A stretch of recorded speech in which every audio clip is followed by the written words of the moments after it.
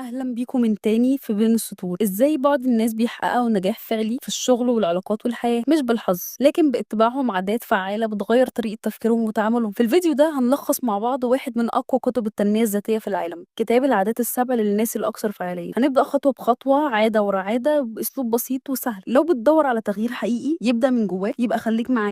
أول عادة لو فهمتها هتبص لنفسك والدنيا اللي حواليك بشكل تاني خالص، اسمها كن مبادرا. بس يعني ايه؟ تعالى نحكيها سوا. في نوعين من الناس، ناس لما بيحصل لهم موقف بيسألوا ليه حصل ده، أنا مالي، الناس وحشة والزمن صعب، الدنيا ضدي. وناس تانية بتقول الموقف حصل، طب أتصرف ازاي؟ أنا غلطت، طب اتعلمت منه ايه؟ أنا ماشي في طريق صعب بس أكمل ولا أغير؟ الفرق بينهم إن النوع التاني هو اللي كوفي بيسميه الناس المبادرين. يعني ايه مبادر؟ يعني مش مستني حاجة تحصل عشان يتحرك، مش بيقول هشتغل لما أبقى فاضي ولا هتعلم لما الظروف تسمح ولا انا عصبي علشان بابا كان بيزعلي زمان. هو بيقول انا بختار، انا اللي بقرر، انا مسؤول عن حياتي. في 4 حاجات بتميز اي انسان عن اي كائن تاني. اول حاجه عندنا الوعي الذاتي، تلاحظ نفسك والتفكير في افكارك وردود افعالك. تاني حاجه الضمير هو الوسيله اللي بيرشدك للتمييز بين الصح والغلط. الاراده المستقله، الاراده اللي بتخليك تختار افعالك بغض النظر عن الظروف. الخيال الابداعي بيمكنك من تصور نفسك واعداد نفسك الحقيقيه. في كمان فكرتين مهمين جدا، في دايرة الهموم، كل الحاجات اللي ملناش سيطرة عليها، الناس، الاقتصاد، الجو، كلام الناس. ودايرة التغيير، دي الحاجات اللي نقدر نسيطر عليها ونغيرها، وقتنا، ردود افعالنا، اختياراتنا ومجهودنا. الناس السلبية بتغرق في دايرة الانشغال، لكن المبادرين في اللي فعلا يقدروا يعملوه. تمرين بسيط،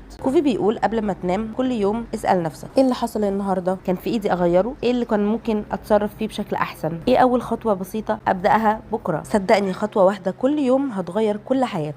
العادة التانية، ابدأ والنهاية في ذهنك. يعني ايه؟ يعني قبل ما تبدأ اي حاجة لازم تكون شايف النهاية في دماغك، لازم تبقى عارف انا رايح فين وعايز اوصل لايه. كوفي بيقولك في فرق كبير قوي بين اللي شغال طول اليوم وبس، وبين اللي شغال وفي دماغه طريق عارف نهايته ايه. اللي شغال بس ممكن يتعب ويلم حاجات من هنا وهناك، لكن يكتشف في الاخر انه كان طالع سلم مسنود على الحيطه الغلط. تخيل معايا واحد بيشتغل 10 ساعات وبيتعلم حاجات جديده وبيحضر كورسات، بيسافر عشان الشغل، بس لما تساله انت بتعمل كل ده ليه، هدفك ايه، ما يعرفش يرد. يبقى هو بيشتغل كتير بس ماشي في سكه مش محدده، وده بالظبط العاده دي بتحذر منه. كوفي بيقولك اكتب الرساله الشخصيه بتاعتك، يعني اسال نفسك انا مين، عايز اكون ايه القيم اللي مش هفرط فيها مهما حصل، لما اكبر احب الناس تفكرني بايه. عايز تنجح في كل جوانب حياتك، كوفي بيقولك لازم يكون عندك صورة واضحة عن شكلك في شغلك هيبقى عامل ازاي، في بيتك واسرتك وفي صحتك وفي علاقتك بنفسك. تخيل معايا كده يوم جنازتك، نفسك الناس يقولوا عنك ايه،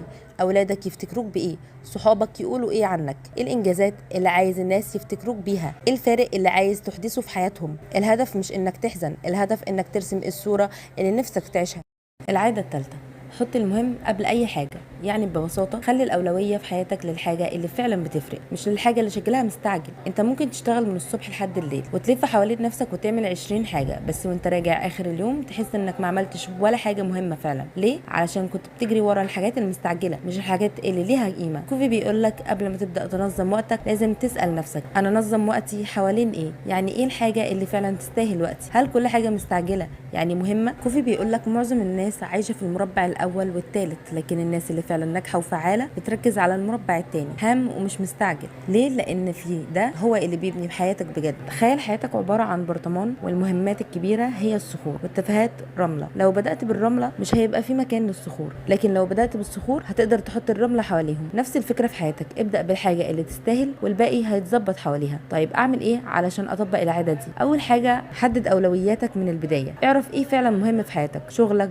دراستك، صحتك، علاقتك بربنا وتطورك. كل اسبوع اعمل تخطيط، مش لازم تبقى مدير شركه علشان تخطط، لا. كوفي بيقولك نظم اسبوعك مش يومك بس. لكل دور في حياتك حدد مهمه واحده، يعني مثلا كطالب هخلص فصلين من ماده معينه، كاخ هتكلم مع اخويا واقضي وقت معاه، كشخص هقرا ربع ساعه عن حاجه بتطورني. راجع جدولك يوميا واسال نفسك هل انا ماشي صح ولا بقيت عبد للناس والطلبات والسوشيال ميديا. العاده دي كمان بتعلمك تقول لا. ايوه، كوفي بيقول لك العاده دي مش بس في ترتيب المهام، دي فن انك تقول لا من غير ما تحس بالذنب. يعني لما حد يقول لك تعالى دلوقتي وانت وراك مذاكره مهمه، تعلم تقول مش هينفع دلوقتي. خلاصه، اعرف ايه الاهم في حياتك، خطط اسبوعك مش لحظتك. رتب اولوياتك بوعي، ركز على الهام ومش العاجل، وما تخليش العاجل يسرق مستقبلك. العاده الرابعه، فكر ان الكل يكسب. كوفي بيقولك لو عايز تبني علاقات صحيه ومستمره سواء في الشغل او البيت او الحياه عموما، لازم تغير طريقتك في التفكير والتفاعل مع الناس، وتفهم ان في اكتر من طريقه الناس بتتعامل بيها مع بعض، مش بس يكسب يخسر. انماط التفكير السته كوفي قسمهم كده: الكل يكسب، وده افضل نمط وهدف العاده دي،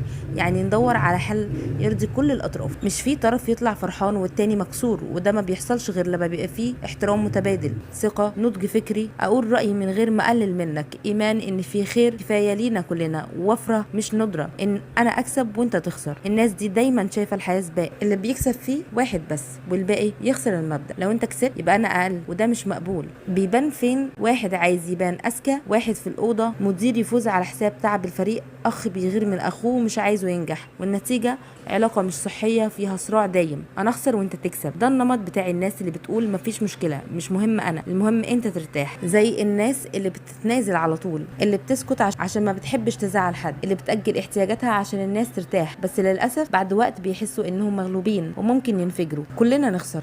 ده لما الاتنين يدخلوا في عناد او انتقام، فيقولوا لا انا هكسب ولا انت تكسب، ننهار سوا. مثال: اتنين شركاء لما بيختلفوا يدمروا الشركه. زوجين لما بيسيبوا بعض كل طرف يحاول يبوظ سمعه التاني. ده بيحصل لما الطرفين يفكروا ويعندوا ان كلنا لازم نخسر، انا اكسب وخلاص وماليش دعوه بيك. الناس اللي بتفكر كده بتكون انانيه، مش قصدهم يظلموا، لكن مش فارق معاهم، بيركزوا على هدفهم وخلاص. زي مثلا حد بيشتغل على مشروع لوحده مش بيساعد زمايله، مدير ينجح في تحقيق ارقام عاليه بس الفريق منهار. خطير مش دايما، لكن بيأثر على العلاقات على المدى البعيد. نكسب سوا او لا خلاص، ده النمط الناضج جدا. لو مش هنلاقي حل يرضي الكل مش لازم نكمل، يعني مش لازم اضغط عليك ولا اتنازل، نشوف بديل تاني او نوقف كل حاجه من غير زعل. كوفي بيقول ده مهم جدا في بدايه اي شراكه او علاقه. الخلاصه لازم يكون عندك شجاعه تقول اللي في دماغك بصراحه، احترام حقيقي للي قدامك ومشاعره، ايمان ان نجاحك مش بيقلل من حد، ثقه بنفسك ومش محتاجه تثبت انك احسن دايما. الخلاصه اغلب الناس في تعاملاتهم ياما بيحاولوا يكسبوا حتى لو اللي قدامهم خسر، ياما بيتنازلوا بيخرجوا من الموقف مكسورين، بس كوفي بيقولك في طريقه ازاي نكسب سوا في الشغل، في العلاقات، حتى في الخناقات. لو مش لاقي حل يرضي الكل انسحب بأدب، مش ضعف، ده قوه ونضج. صدقني الناس هتثق فيك اكتر وتحب تشتغل وتعيش معاك اكتر.